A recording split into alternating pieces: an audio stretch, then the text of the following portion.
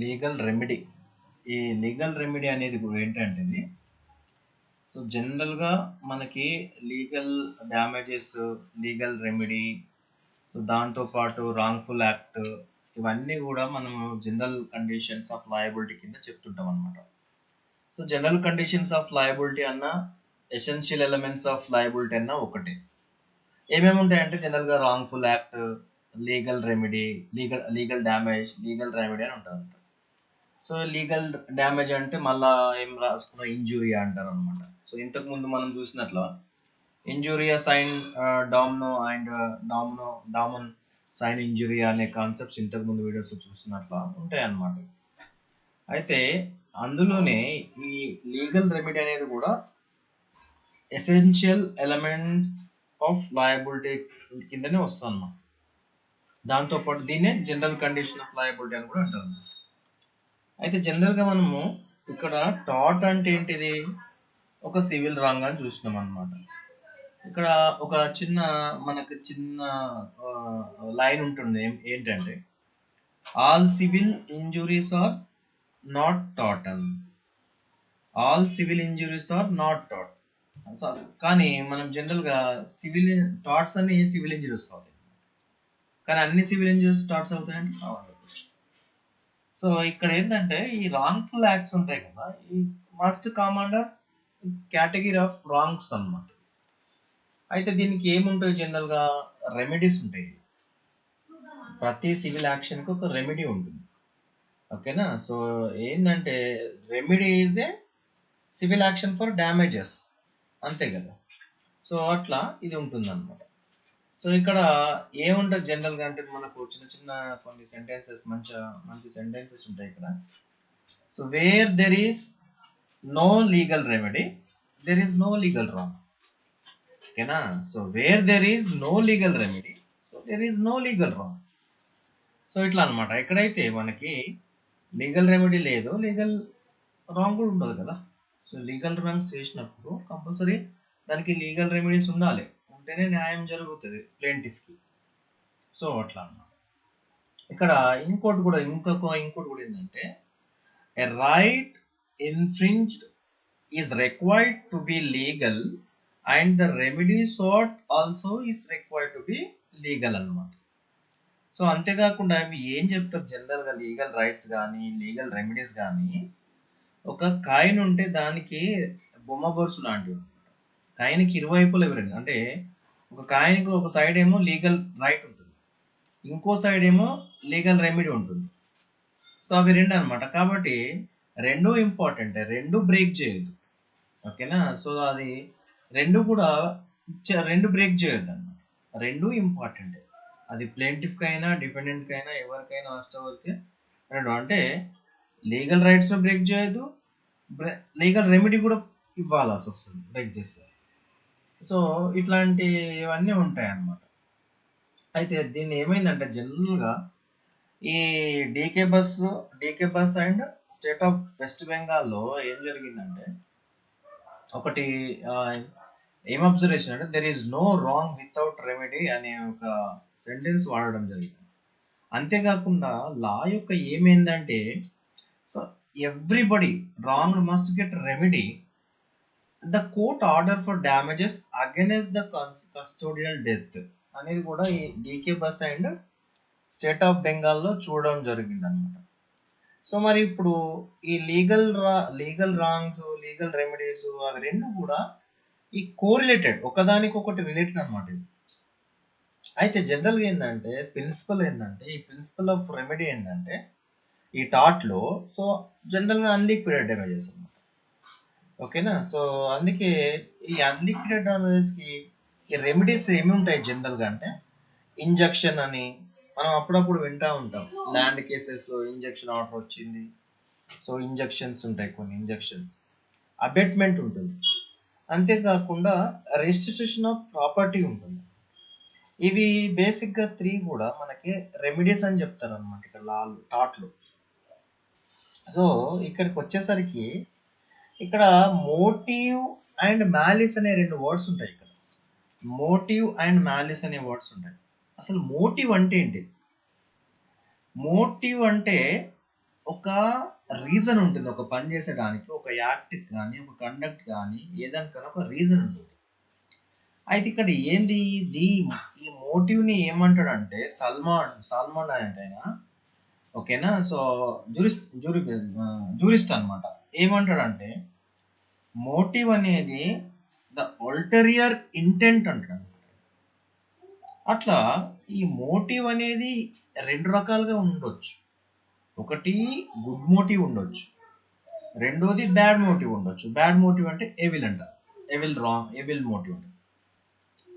అయితే good మోటివా bad motive అనేది irrelevant ఇక్కడ ఇర్రెలవెంట్, ఓకేనా. సో ఇక్కడ బ్యాడ్ మోటివ్ ఉండొచ్చు, ఆ బ్యాడ్ మోటివ్ నే మ్యాలిస్ అంటారు అనమాట, ఓకేనా.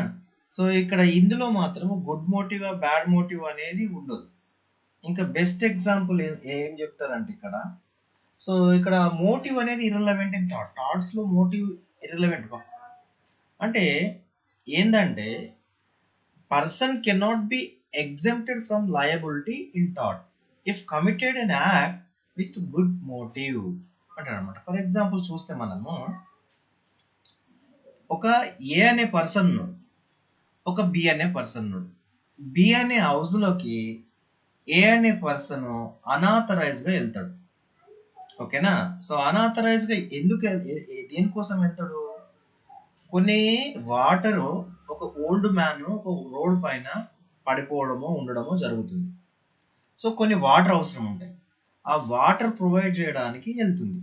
మరి ఇక్కడ గుడ్ మోటివ్ ఉంది కదా, మరి గుడ్ మోటివ్ ఉన్నట్లే కదా ఇక్కడ. అంటే ఏ అనేది ఏం చేసిండు, ట్రెస్ పాస్ చేసిండు. ఈ బి ఇంట్లోకి అనాథరైజ్ వెళ్ళడం వల్ల ట్రెస్ పాస్ జరిగింది. అంటే ఏ కమిటెడ్ ద థాట్ ఆఫ్ ట్రెస్ పాస్ అన్నమాట.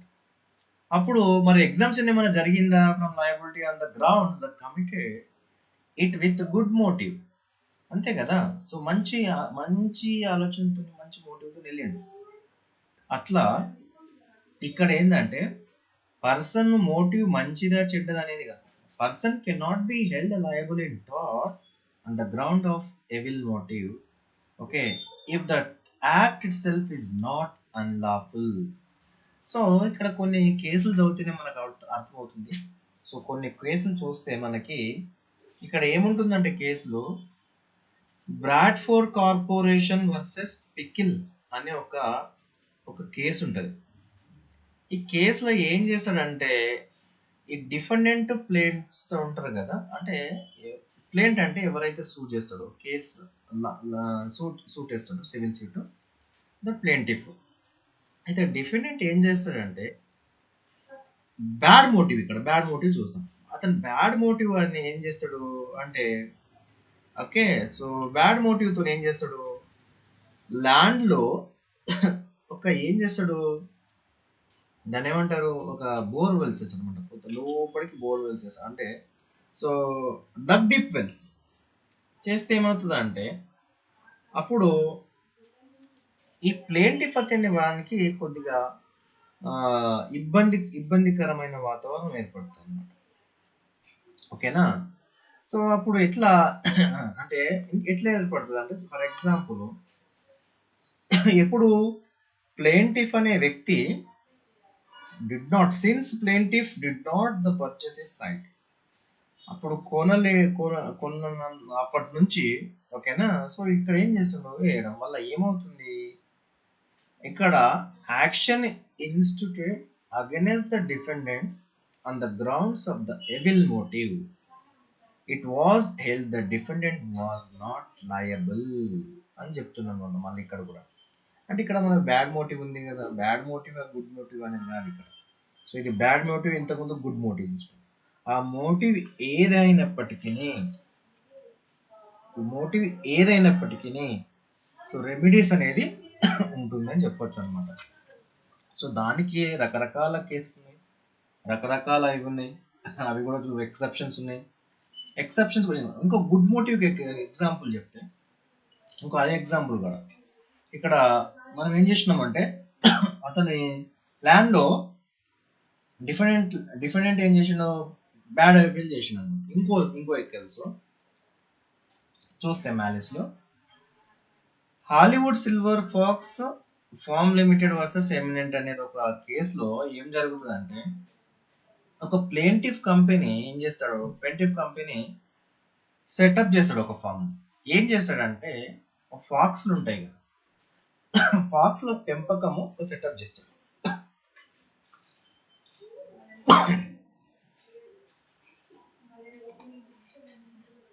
అయితే ఇక్కడ ఏంటిది, ఫాక్స్ లో సెటప్ పెంపకం చేయడం వల్ల ఏమైందంటే, అతన్ని నైబర్స్ ఉంటారు కదా, నైబర్ అది పక్కన అతను ఏం చేస్తాడంటే ఒక హౌసింగ్ ఎస్టేట్ డెవలప్ చేస్తుంటాడు అనమాట. అయితే అది ఏం చేస్తా అంటే కస్టమర్కి చాలా ఇబ్బందికరంగా, కొద్దిగా నష్టపోయి, కస్టమర్ రాకపోవడం వల్ల దానివల్ల అంటే భయభ్రాంతులకు గురయ్యి, అప్పుడు ఏం చేస్తాడంటే అప్పుడు డిస్టర్బ్ అవుతుంది, కస్టమర్స్ అంతా తగ్గిపోతుంటారు. అయితే అప్పుడు ఏం చేస్తాడు, డిఫెండెంట్ ఏం చేస్తాడంటే అడుగుతాడు అనమాట ప్లేంటిఫ్కి, ఆ రిమూవ్ చేయండి అది అంటే చెప్తాడు అనమాట. ఎవరికి, Hollywood silver fox farm limited వాళ్ళకి అడుగుతాడు. అప్పుడు అతను ఏం చేస్తాడు, ప్లేంటిఫ్ అనేది రిఫ్యూజ్ చేస్తాడు. చేయడం వల్ల ఏం జరుగుతుంది, అప్పుడు డిఫెండెంట్ ఏం చేస్తాడంటే ప్లేంటిఫ్కి భయపెడతాడు. ఏం భయపెట్టడమే కాకుండా ఏం చేస్తాడు, బౌండరీ ఒక 4 రోజులు ఏం చేస్తాడు, షూట్ చేస్తాడు. అంటే షూట్ చేయడం వల్ల ఏమవుతుందంటే ఇక్కడ యానిమల్స్ ఉంటాయి కదా, ప్లేంటిఫ్ స్లాండ్స్ లో యానిమల్స్ ఉంటాయి, చిన్న చిన్న యానిమల్స్ అనమాట. అంటే అవి ఎక్కువ నాయిస్ ని వినలేవు. అట్లాంటి యానిమల్స్ ఏం చేస్తాయంటే కొన్ని చిన్న చిన్న చనిపోతాయి, చనిపోయేదానికి కారణం అవుతాయి అనమాట.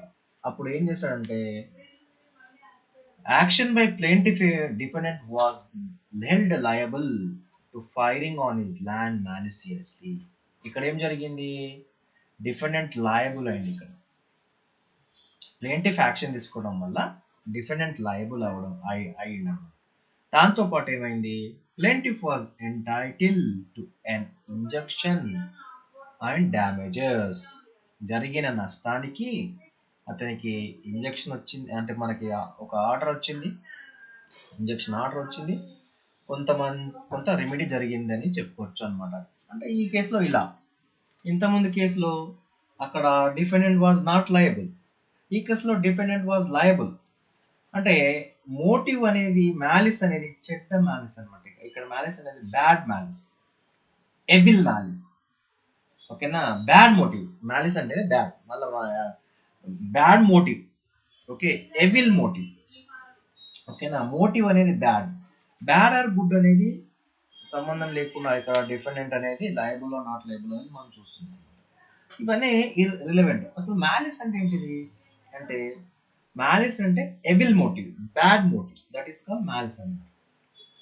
అయితే ఇక్కడ ఏం చేస్తుందంటే జనరల్ గా కొన్ని ఎక్సెప్షన్స్ చూస్తే ఇక్కడ ఏముంది, evil motive or malice on the part of defendant is one of the essential element to be proved by the plaintiff in respect of torts.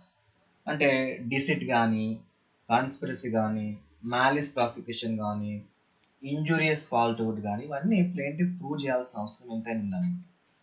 అంతేకాకుండా గుడ్ మోటివ్కి వచ్చేసరికి relevant to get exceptions from the liability in tort, కొంచెం exception ఉందని చెప్పొచ్చు అనమాట. అంతేకాకుండా in case of qualified privileges and fair comments as defence, the defendant can plead exemption in tortious okay liability on the grounds of the good motive. ఎట్లా ఉంటారు. So ఇవి రెండు కూడా ఎక్సెప్షన్ కింద మనం చెప్పొచ్చు.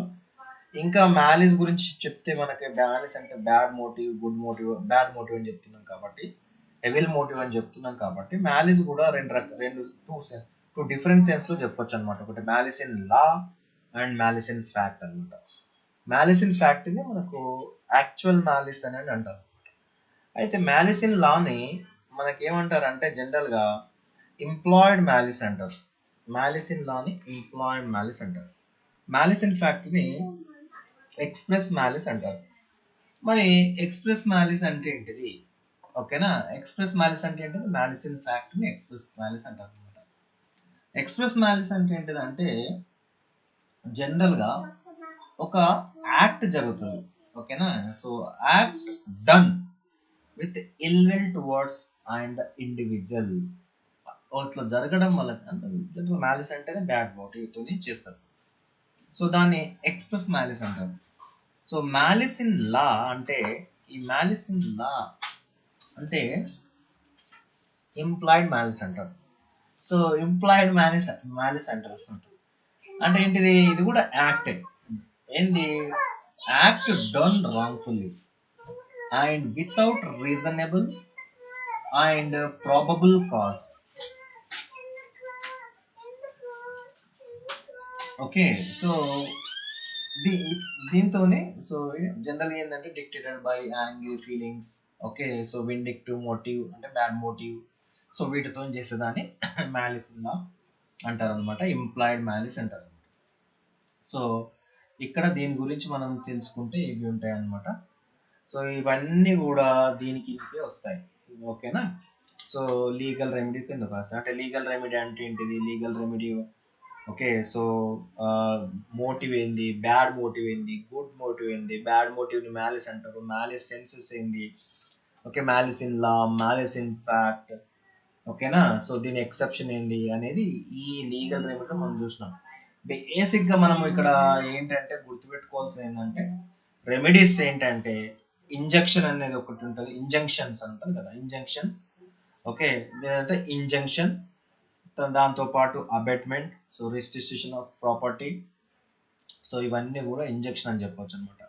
ఎక్కడైతే లీగల్ డ్యామేజ్ ఉంటుందో అక్కడ లీగల్ రెమెడీ ఖచ్చితంగా ఉండాలి. అవి రెండు కూడా బొమ్మ బొరుసు లాంటిది అని చెప్పొచ్చు అనమాట.